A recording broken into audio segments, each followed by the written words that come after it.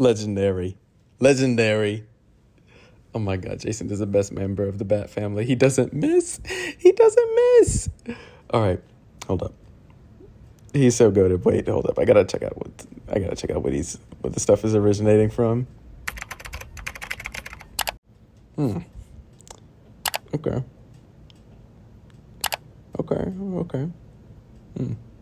What is this?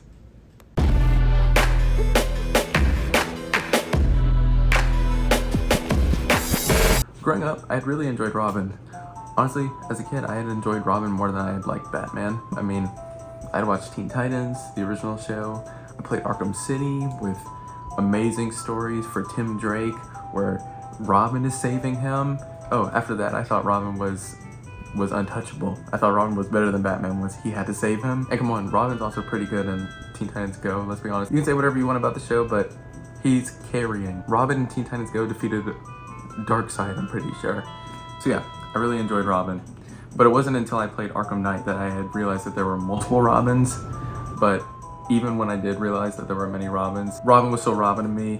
This Robin was cool, so all Robins are cool. You got Dick Grayson, the one that started it all, the first Robin. Tim Drake. Nobody cares about Tim Drake. The real GOAT when it comes to being Robin. He's the best at it. And he had pants. You can't say that for Dick. Then you got Damian Wayne, who wasn't in the games, but he's one of the 4 main Robins, so worth a mention. Son of the Batman. All these Robins are cool, all these Robins are great. You know, none stood out more than the rest. That was until I got to the Jason Todd part of Arkham Knight. Who the hell is this guy?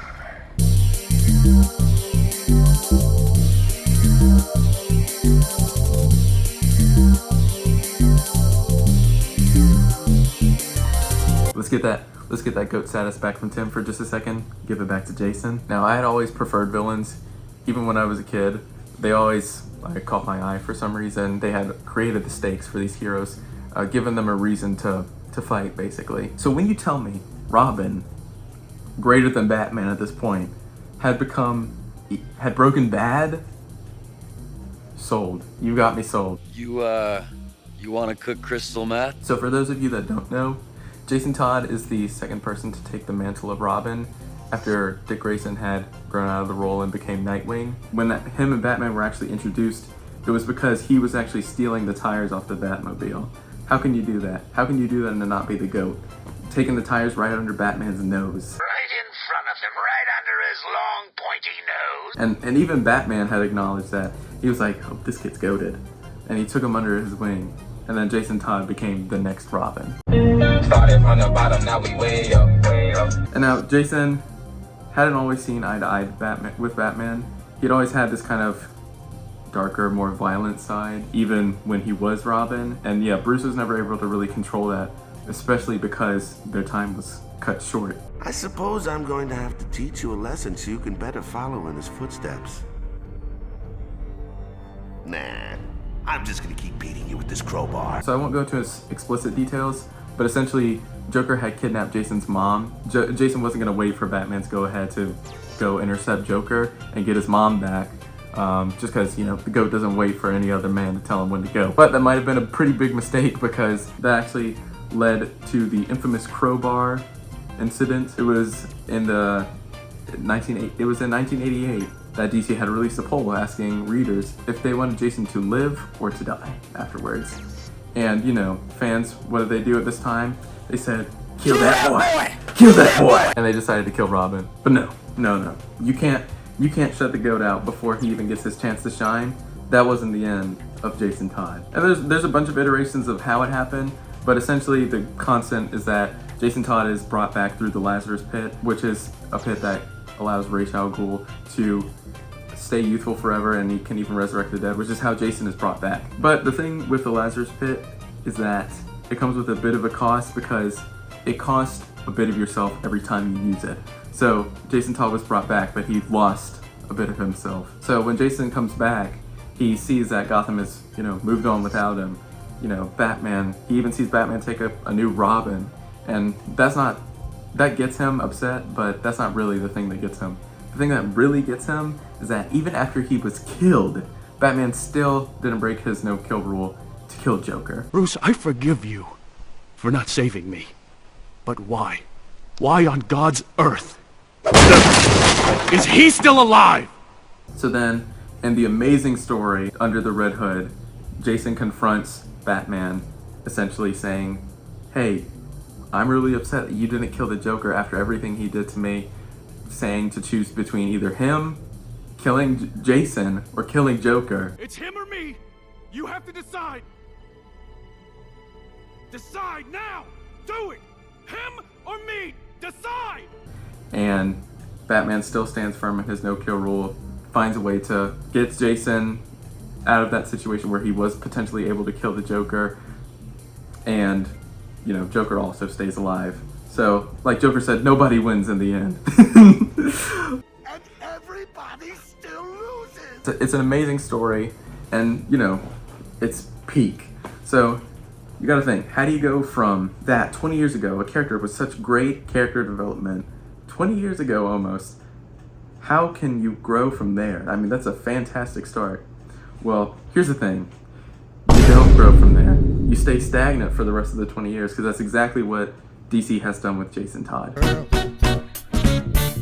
You light my fire. I feel alive with you, baby. DC doesn't know what to do with Jason Todd at this point. They don't know whether or not to make him a good or bad guy, right? He's an anti-hero, so, I mean, you're gonna be in that state anyway, but they don't know whether to make him a good hero that kills for good or just keep him as a straight up villain. And there's always gonna be that weird paradox, because you got Jason, that his whole thing is that, you know, some people are so bad, they can't stay, you know, they need to die. And you've got Batman, which is firm on his no-kill rule, is not breaking that. Do you want to know something funny? Even after everything you've done, I would have saved you.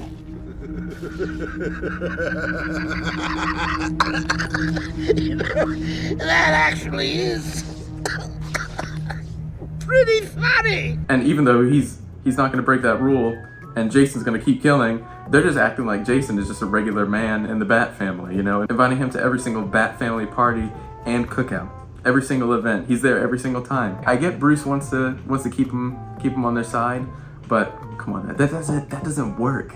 You can't just do that. You can't just force them to be together. And if that's not enough to keep his character stagnant for the past 20 years, they also are struggling in the writer's room to just even have a single good idea come out of there, because, oh my god, like, you've written so many bad stories that maybe one, Red Hood and the Outlaws Rebirth, was good over the last 20 years. And that spanned, like, what, 2 years that it was good for? Even Judd Winick isn't safe from making, like, crazy decisions, because, yes, he wrote Under the Red Hood, fantastic story, and, you know, he had Red Hood, The Lost Days, the story that basically says how Jason spent his first few days after being brought back to life.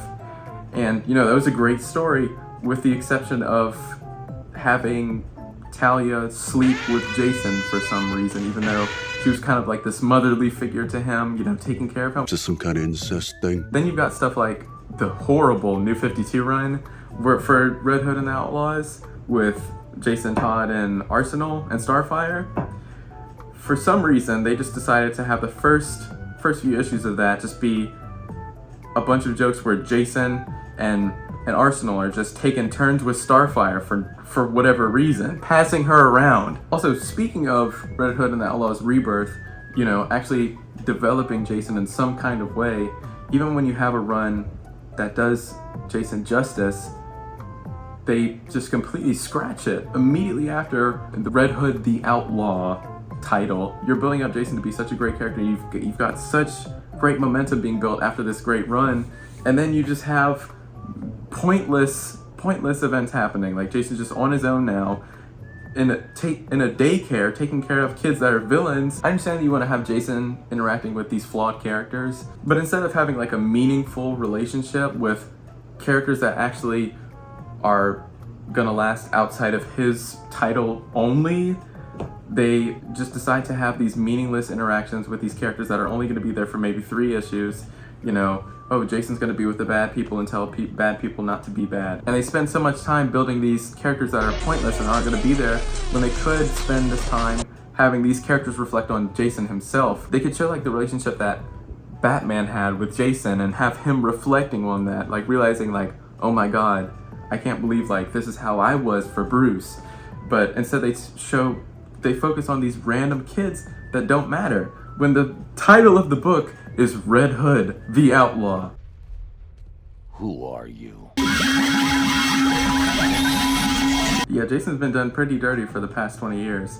So what can we do to fix him? Well, first off, we can address the main problem. Just decide whether or not you're gonna make Jason good or bad. I mean, that'll fix most of the problems here. I see some people, whenever they talk about this, saying that Jason would need to die in order to fix everything that's going on. Look, I get you might not like Jason, but I feel like you can correct this character without completely killing him off and restarting from the beginning.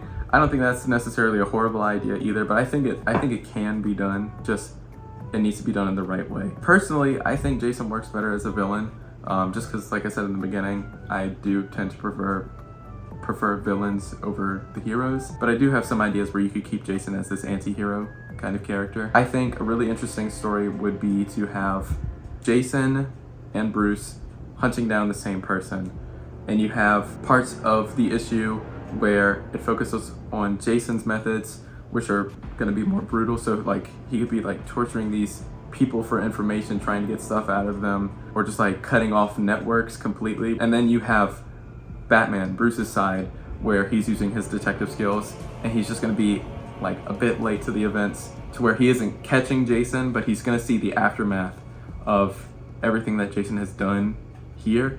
And even with everything that Jason has done, he's got to piece together all the clues. And, you know, Batman, world's greatest detective, he'll still find a way to figure out where Jason's going next. And I think that would be a really cool thing to see, like a kind of like a cat and mouse thing, but there's a bigger threat that they're both looking for here. One character I think with that, which could have some great potential for Jason, like building Jason himself, would be Two-Face, just because there's a lot of history between the two there. They've always had some sort of connection because Jason's dad had worked for Two-Face, like whenever Jason and his mom were struggling. So they've got a kind of connection there that, you know, Harvey won't remember, but Jason will know.